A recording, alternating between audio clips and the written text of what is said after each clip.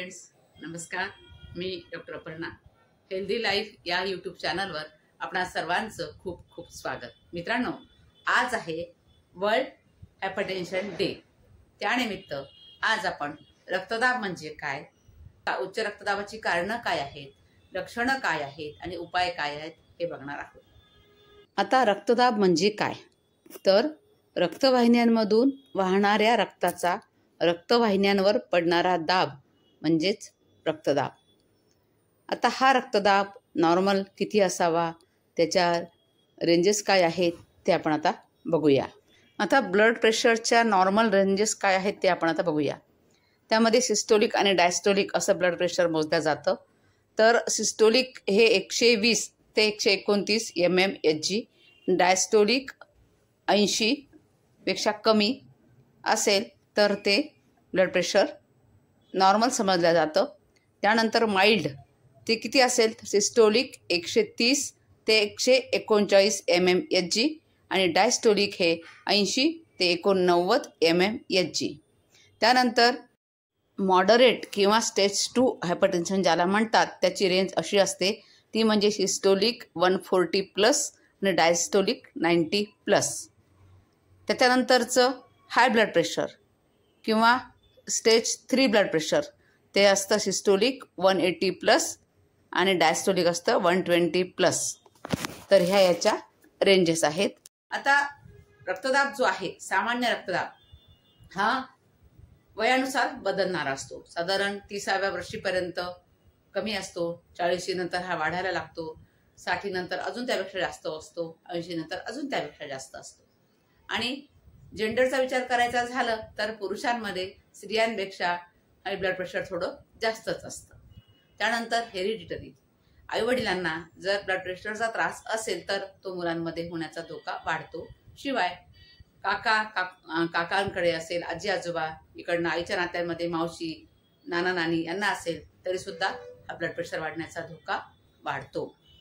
आणि याची महत्त्वाची कारणं काय आहेत, तर सगळ्यात महत्त्वाचं कारण आहे ते म्हणजे मानसिक ताण, स्ट्रेस. आजकाल सगळ्यांना स्ट्रेस आहे, विद्यार्थ्यांपासून लहान मुलांपासून ते मोठ्यांपर्यंत सगळ्यांना ताण आहे. कारण ही जीवनशैली बदलली आहे, सगळ्यांचा हव्यास वाढला आहे. सतत काम काम काम कामाच्या मागे आपण धावतो आहोत. त्यामुळे झोप व्यवस्थित होत नाही, खाणं व्यवस्थित होत नाही. या सगळ्यांचा परिणाम म्हणून आपल्याला हा त्रास म्हणजे आपलं ब्लड प्रेशर या कारणामुळे सुद्धा वाढू शकतं. त्यानंतर ज्या लोकांना जास्त मीठ खाण्याची सवय असते, म्हणजे भाजीमध्ये मीठ असतं पण ते वरून मीठ घेऊन खातात, किंवा ज्या पदार्थामध्ये म्हणजे लोणच्यामध्ये म्हणा किंवा पापडामध्ये मीठ जास्त असतं ते पदार्थ जास्त खाल्ल्यामुळे सुद्धा ब्लड प्रेशर वाढण्याचा धोका वाढतो. त्यानंतर व्यसन असेल, म्हणजे तंबाखू खात असतील, धूम्रपान करत असतील, त्यामुळे सुद्धा हा ब्लड प्रेशर वाढण्याचा धोका वाढतो. शिवाय मद्यपान करत असतील तेव्हा सुद्धा या ब्लड प्रेशर वाढण्याचा हा धोका वाढतो. चुकीचा आहार जर घेण्यात आला तरी सुद्धा ब्लड प्रेशरचा त्रास संभवू शकतो. म्हणजे फास्ट फूड, जंक फूड याचं अति प्रमाणात सेवन, सतत हॉटेलिंग करणं, त्यानंतर अति मसालेदार पदार्थ, अति तेलाचे पदार्थ खाणं, सतत तळलेलं खाणं, या सगळ्यांमुळे काय होतं, शरीरामध्ये कोलेस्ट्रॉल वाढतं, ट्रायग्लिसराइड्स वाढतात. मग हा रक्तदाब आपल्या शरीरामध्ये वाढायला लागतो. म्हणून आपलं आहार सुद्धा संतुलित असला पाहिजे आणि कमी तेलाचा, कमी तिखट असलेला आहार आपण सेवन केला पाहिजे. आणि तो म्हणजे वेळच्या वेळी. पण आजकाल आपल्या जेवणाच्या वेळाच राहिलेल्या नाहीत. रात्री 12 वाजता जेवणारे लोक सुद्धा आहेत. जेवायचं आणि झोपायचं या कारणामुळे मग लठ्ठपणाही वाढतो आणि मग ब्लड प्रेशर सुद्धा वाढतं. आणि अजून एक कारण याचं आहे ते म्हणजे लठ्ठपणा. लठ्ठ व्यक्तींमध्ये ब्लड प्रेशर आपल्याला वाढलेलं दिसतं. म्हणून ब्लड प्रेशर हे आटोक्यात ठेवायचं असेल तर आपलं वजन सुद्धा आपण आटोक्यात ठेवलं पाहिजे. ही याची प्रमुख कारणं. याशिवाय आणखी काही शारीरिक आजार असतील तरीही ब्लड प्रेशर हे वाढू शकतं. त्यामध्ये किडनीचे विकार असतील किंवा मग एंडोक्राईन ग्लँड्सचे काही आजार असतील, त्यामुळे सुद्धा ब्लड प्रेशर हे वाढू शकतं.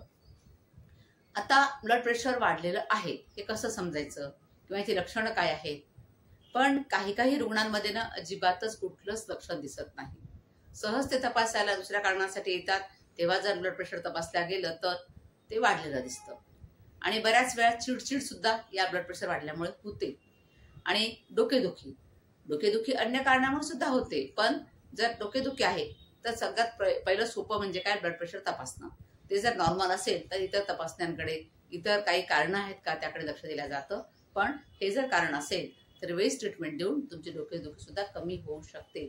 आणि ब्लड प्रेशर वाढलेलं असेल तर चक्कर येतात, छातीत दुखायला लागतं, दम लागतो, थोडंसं चालल्यावरही दम लागतो, झोप डिस्टर्ब होते, यासारखी लक्षणं दिसायला लागतात. आणि उगाच अस्वस्थ वाटतं, उगाच छातीमध्ये जडपणा जाणवल्यासारखा होतो. काही काहींना खूप ब्लड प्रेशर वाढल्यावर वॉमिटिंग सुद्धा होतात. तर ही ब्लड प्रेशर वाढल्याची लक्षणं. आता आपण आधी बघितली कारणं, ही झाली लक्षणं. त्यानंतर हे ब्लड प्रेशर जर सतत वाढलेलं राहिलं किंवा अचानक खूप वाढलं तर याचे कॉम्प्लिकेशन सुद्धा होतात. यामुळे तुम्हाला किडनीचे विकार होऊ शकतात, हृदयविकार होऊ शकतात, डोळ्यांचे विकार होऊ त्यात मेंदूचे विकार सुद्धा होऊ शकतात आणि परावलंबित्व सुद्धा येऊ शकतं. म्हणून वेळीच ब्लड प्रेशर कडे साधं न बघता, त्याच्याकडे दुर्लक्ष न करता 2-3 महिन्यानंतर का होईल बीपी तपासा आणि नियमित डॉक्टरांनी दिलेली ट्रीटमेंट घ्या. ट्रीटमेंट जर रेग्युलर घेतली, खाणं पिणं जर व्यवस्थित ठेवलं तर ब्लड प्रेशर तुमचं आटोक्यात राहील आणि त्यापासून होणारे जे कॉम्प्लिकेशन्स आहेत ते होणार नाहीत. आता आपल्याला आपली शारीरिक स्थिती कशी ठेवता येईल, आपलं वजन उंचीच्या मानाने कसं असलं पाहिजे ते बघूया. आता उंची तर जी आपल्याला मिळालेली आहे ती आहे, त्यात आपण काही बदल करू शकत नाही, पण उंचीच्या प्रमाणामध्ये आपण वजन ठेवू शकतो.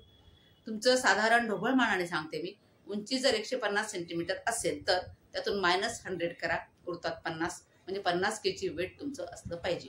हे ढोबळ मानाने कुठलंही कॅल्क्युलेटरवर न वापरता सोपं उपाय आहे हा शोधण्याचा आपलं वजन.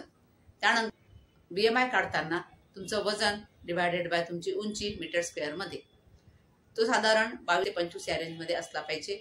तो जर 25च्या पुढे जात असेल तर ब्लड प्रेशर वाढण्याचा धोका हा वाढतो. म्हणून BMI सुद्धा 25च्या आतच 22-23च ठेवला पाहिजे. दुसरं, तुझ्या पोटाचा घेर हा स्त्रियांमध्ये 80 पेक्षा कमी आणि पुरुषांमध्ये 90 पेक्षा कमी हा असला पाहिजे. अशी जर तुमची शारीरिक स्थिती असेल तर तुम्हाला हा ब्लड प्रेशर वाढण्याचा धोका कमी होतो. आता यावर उपाय काय करता येतील बघूया. आता उपाय म्हणजे काय, तर सगळ्यात पहिले तुम्हाला ब्लड प्रेशर होणार नाही या दृष्टीने आधी प्रयत्न करायचे आहेत. म्हणजे तुमचं वजन आटोक्यात ठेवायचं आहे, तुमचा आहार तुम्ही व्यवस्थित घ्यायचा आहे, साधा सात्विक सौम्य आहार घ्यायचा आहे, हॉटेलिंग टाळायचं आहे, जंक फूड फास्ट फूड कमी करायचं आहे आणि मिठाचं प्रमाण कमी करायचं आहे. मुद्दाम मीठ जास्त खायचं नाही, लोणचे पापड हे प्रमाणातच खायचे आहे. आणि मग फास्ट फूड जंक फूड अजिबात खायचं नाही असं नाही, कमी प्रमाणात खा, म्हणजे पुढचे धोके हे जे आहेत ते टळतात. झोप व्यवस्थित घ्या, ही योग्य त्या वेळेमध्ये घ्या. साधारण रात्री 11 वाजता जर तुम्ही झोपले तर सकाळी 6 पर्यंत उठण्याचा प्रयत्न करा. रात्री उशिरा 2 वाजता झोपणं 3 वाजता झोपणं हे टाळा. सकाळी लवकरच उठलं पाहिजे आणि जेवण वेळच्या वेळी घ्या, ते सगळ्यात महत्वाचं आहे.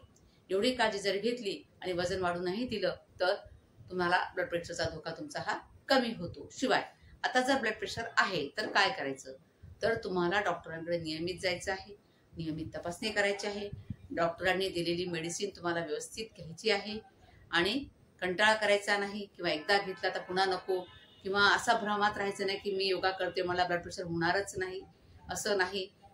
ताण वाढलेले आहेत, जीवनशैली बदललेली आहे, त्यामुळे कोणालाही 20व्या वर्षीच्या आजकाल 18व्या वर्षी 20व्या वर्षी सुद्धा रुग्ण आढळत आहेत ब्लड प्रेशर वाढलेले. त्यामुळे नियमित ब्लड प्रेशर तपासणी करणं गरजेचं आहे आणि आजकाल ब्लड प्रेशर घरी सुद्धा तपासता येतं, त्यामुळे त्याद्वारे सुद्धा तुम्ही तपासणी करू शकता. दुसरी गोष्ट, तपासणी करणं आणि मेडिसिन घेणं हे तर आलंच. त्यानंतर काही तपासण्या करून घेणं, त्यामध्ये कोलेस्ट्रॉल लेवल कसे आहे आपले ते बघायचं, ते करून घ्यायचं. आणि काही व्यसनं असतील तर त्यापासून दूर राहायचं आहे. शिवाय व्यायाम हा खूप महत्त्वाचा आहे. रोज अर्धा तास 1 तास तुम्ही वॉकिंग करा, योगाभ्यास करा, खूप गरजेचं आहे. त्यानंतर मानसिक ताण कमी करण्यासाठी तुम्ही प्राणायाम करायचे आहेत. त्यासाठी तुम्हाला प्राणायाम तर उपयुक्त ठरतीलच, शिवाय मेडिटेशन खूप फायदेदायक ठरेल. मानसिक ताण कमी करण्यासाठी, स्ट्रेस कमी करण्यासाठी मेडिटेशन खूप आवश्यक आहे आणि यामुळे सुद्धा तुमचं ब्लड प्रेशर आटोक्यात राहू शकतं. कुठल्या तरी छंदामध्ये आपलं मन रमवायचं, संगीत ऐकायचं, गाणे म्हणणं हे जर केलं तर आपले ताणतणाव कमी होऊ शकतात. तर एवढी सगळी जर काळजी आपण घेतली तर निश्चितच हे ब्लड प्रेशर तुमचं वाढलेलं असेल तर आटोक्यात राहील, नसेल तर लवकर तुम्हाला हा ब्लड प्रेशर वाढण्याचा त्रास होणार नाही. तर याप्रमाणे आपण जागरूक राहूया, दक्ष राहूया आणि या ब्लड प्रेशरला हलकं घ्यायचं नाही. काहीच नाही, ब्लड प्रेशर म्हणजे काय होतं असं न म्हणता याकडे जागरूकतेने बघितलं पाहिजे. कारण हा आजार सायलेंट किलर आहे. हा आजार जर शरीरामध्ये तसाच राहिला तर इतर अवयवांना हानी करतो आणि ते अवयव निकामी झाल्यानंतरच आपल्याला कळतं आणि तेव्हा आपल्या हातात काहीच नसतं. म्हणून अशी वेळ आपल्यावर येऊ नये म्हणून आपण जागरूक राहायचं, दक्ष राहायचं, नियमित ब्लड प्रेशर तपासणी करायची, नियमित मेडिकेशन घ्यायचं आणि आपली जीवनशैली चांगली ठेवायची. तर तुम्ही स्वस्थ राहाल, या हायपरटेन्शन पासून दूर राहाल. तर जरूर या गोष्टी लक्षात ठेवा आणि आपलं आरोग्य चांगलं ठेवा. माझा हा व्हिडिओ कसा वाटला जरूर लाईक करा, शेअर करा, कमेंट करा आणि माझं चॅनल सबस्क्राईब करायला विसरू नका. धन्यवाद.